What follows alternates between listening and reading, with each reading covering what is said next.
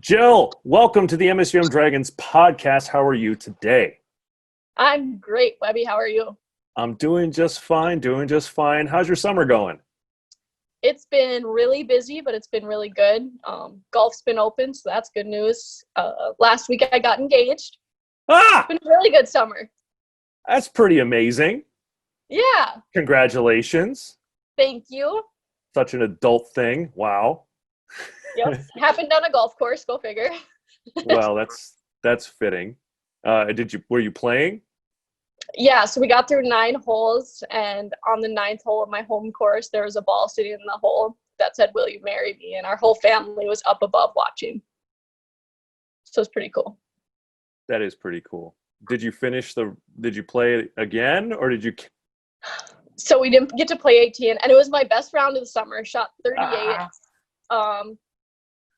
But I had a putt afterwards. So I saw the ball right away and I went to go grab it. And I was like, okay, I just want to finish this putt. And I don't think I even made my 30-foot putt halfway there. It was 10 feet. You talk about pressure putting situations. That's probably up there. Yeah, it wasn't even close. That's awesome. Well, congratulations again. We're excited to have you on the podcast. And my friend Nadir threw you under the bus a little bit, saying that you really wanted to be a part of this, and you've been up to a lot of wonderful things, most notably at all, and the reason why I'm wearing an NSIC shirt on Dragon Pride Friday is your Elite 18 honors for the highest GPA of all NSIC golfers. You were the first person from MSUM to win it last year. You repeated 2 years ago. Last year, you repeated and won it for 2 consecutive years. Maybe 3 would be great and complete the trifecta. But what does it take to win that award? Well, I really like school to start with, which sounds super nerdy, but I've always enjoyed it for sure. But the biggest thing is taking tests and having a study routine. I stick to my study routine and it just is a comfort thing almost. So I'm comfortable taking tests. How do you balance that? I mean, it's more than just tests, because there's the assignments and the homework, and if it was just tests, yeah, it'd be a different thing. So you got to find time or make time or plan time to do the work, and not just do the work, but be an athlete, go to practice, work on your skills there. I'm guessing you have a job. Yep. Okay, job, 3 priorities, and then you also do volunteering on top of all of that. And you do it all at a high level. How do you balance all of those things in your life? It's hard for sure. I keep a schedule. My Google Calendar is a mess. You can ask Maddie and Nadir. I showed it to them last year, and they were like, what the heck is going on with that? But I do that a lot and take advantage of our downtime on golf tournaments. We're gone for 3 days at a time. We miss 8 days, 9 days in September of school. But after the round, you're done by 3. You have till you go to bed to do homework. So yeah, and a serious relationship that's ending in an engagement too. I mean, so you have a handful of all of these things to juggle all the time. Does it ever get to you? Does it ever feel like too much sometimes? Yeah, I cry a lot, but not that I hope not. No, well, it's never bad. It's all things I enjoy. So. Well, that's good. Tell us a little bit about some of the job opportunities you've had that have been kind of unique, because I heard you had kind of a special internship that was an alum-tied experience. Yeah, so last summer I worked with Dave Schultz. His dad is Ed Schultz, who is on the MSUM Dragons football team.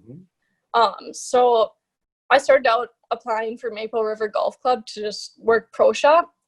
And he interviewed me, and he was telling me he was starting some projects this summer and he really would like to have me as an assistant. So I worked all summer with him. We started the Hole in One show, which was on TV. It started in March, I believe. So that was super awesome. We did all the qualifying for that, got a website going. He went back to Q school, which is qualifying school for golfers. It was a crazy summer. So what was your role in all of that? What were you doing? I was running his calendar. So instead of mine being so busy, it was his calendar. And for qualifying, I ran all of those events with him, but I was in charge of organizing them. Another part was like videoing his day-to-day life too, to help with that, so he could start a blog. And then we did a junior camp, so I helped coach that, set that up, had all the forms. It was really a mess of things every day, but it was so fun. Why did you say yes to that experience? You already have a crazy enough life with the 4 other things we talked about.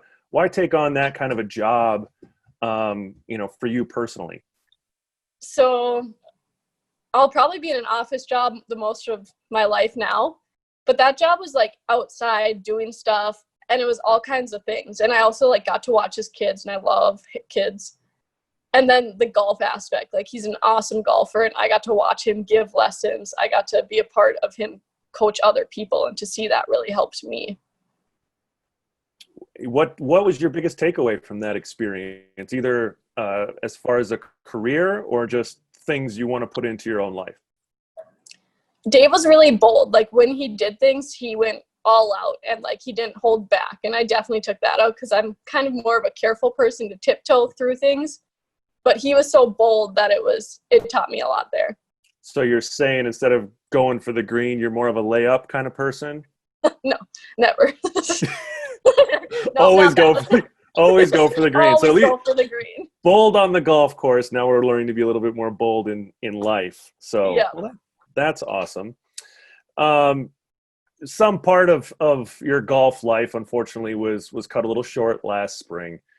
Tell us what kind of that was like going through all of that, and what's your perspective on it now?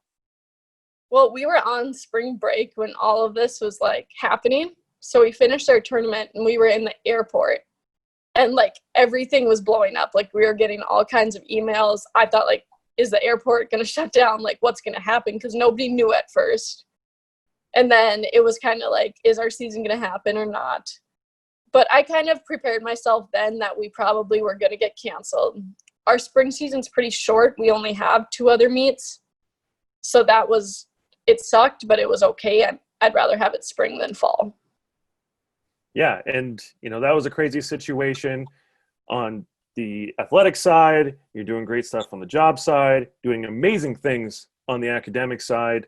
The relationship piece, you blinged at us a little bit. Can I see the ring? What's it look like? Oh, there. Damn. Hurts my eyes. So you're heading into your senior year. What are you looking forward to most? And, the next step is what comes next. Yeah. So fall season is probably going to be my last season as of now, because I'll be graduating in December, and I have an internship in the spring, which I can talk a little bit more about. But I'm most excited we have a couple new freshmen coming in and building that team every year to get them started for their future. I really like team building and hanging out with them and getting to know the girls. Tell us about that internship. Okay, so I'm working at Brady Mart's for the summer. I'm upstairs in their outsourcing department, but I'll switch to tax in the spring. So it was a long debate with my coach and I if I should play spring season. And as of right now, we both kind of talked that I would be done around April 15th and then have to play conference next week with no practice, probably not being able to go to workouts with the work schedule. And like the pressure to put that on your last meet would probably not make it as enjoyable as I'd want it to be. That'd be a tough way to go out, but sometimes you just pop into that mid-season form with a couple of swings. You never know. Right. Yeah. Well, we'll sit and wait for that kind of piece. Tell us a little bit about, as we mentioned, that 5th element, the volunteering pieces that you get involved in on top of the craziness. What are you volunteering for, and why do you do it? I volunteer for Make-A-Wish mostly. I do that through SAAC, but Make-A-Wish is awesome. I love working with Billy. When I first met her, I think we were both crying in their conference room as we told our stories. My best friend had cancer when we were in high school, and she got a golf cart from Make-A-Wish, and that was just one thing that I could help out at. And so you got to see firsthand the power of Make-A-Wish on a person and how it changed them, and just wanted to be a part of it too. Have you gotten to be a part of any of those surprises? Yeah, I got to be a part of the wish reveal last year we did with the Elsa. It was really fun. The little girl was so cute. She loved those blue cupcakes for sure. Yeah. Just final kind of question here. Why do you do it all? Why do you juggle all of this maddening schedule? My mom asks me that a lot too. Go mom. I enjoy it. I like being busy. I don't like sitting still at all. It just bores me. I have better things to do. And I like to make a difference and do it with all my heart. And so sitting still probably has been a little tough in quarantine time. Yeah. How have you entertained yourself during that time? Well, we still had school, and I actually had to still go into work during quarantine. So there was only like 4 of us that went in, but we just made sure day-to-day operations were going on in the office. So I was still kind of busy during quarantine. I started doing a lot of yoga. That was fun. And going on walks. Being active has kind of been a thing in everybody's lives, I hope, is a nice little add-on. Nora and I had a little bike ride around the block race as she made vroom sounds the entire time when I passed her. But it is a great. I let her win today. Hey, probably not tomorrow. But, why did you you do all these things? You're also a leader in SAAC. You're so involved and you do it, I think, more than just to stay busy. There's just something I think about you that is pushing to improve yourself, improve others.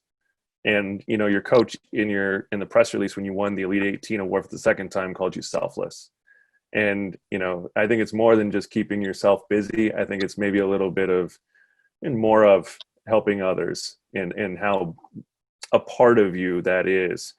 And how do you kind of encourage other people to act on that? And like you have, like you've realized, and whether intentionally or not, that you enjoy giving back to others and have acted on it. There's a lot of people maybe with some similar kinds of feelings and might look at you as inspirational and someone who's acted upon them and juggled a regular life in the middle of it. What words do you have for someone like that who's looking to grow in the same ways that you have?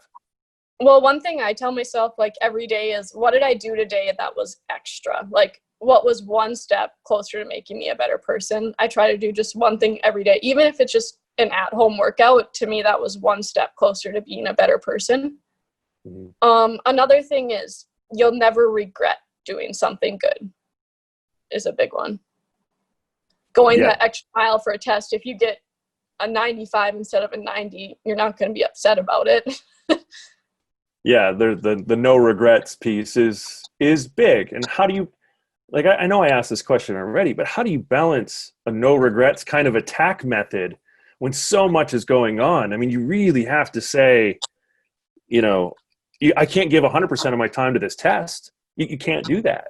No. So how do you carve pieces out of that pie of time and still maintain that Elite 18 level of performance in a lot of places of your life?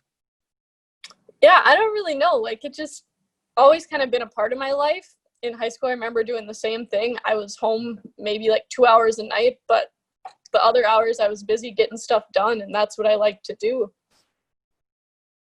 Just kind of get up earlier. But my number one thing is actually I like prioritize sleep, because if I don't get a full night's sleep, I will not get anything done. Like, I just don't function without a full night's sleep. So how impactful was the sleep study we did last year did that evoke it, or was it already in place before that? We were actually gone at a golf tournament, so I missed that.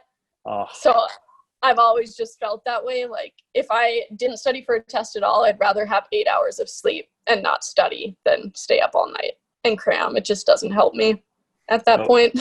Yeah, a plight of a lot of people when they're overextended is to cut on sleep, good eating habits, good exercise habits. And every study that I've ever seen shows that if you do those 3 things, you will be more productive in the end and need less time to do more.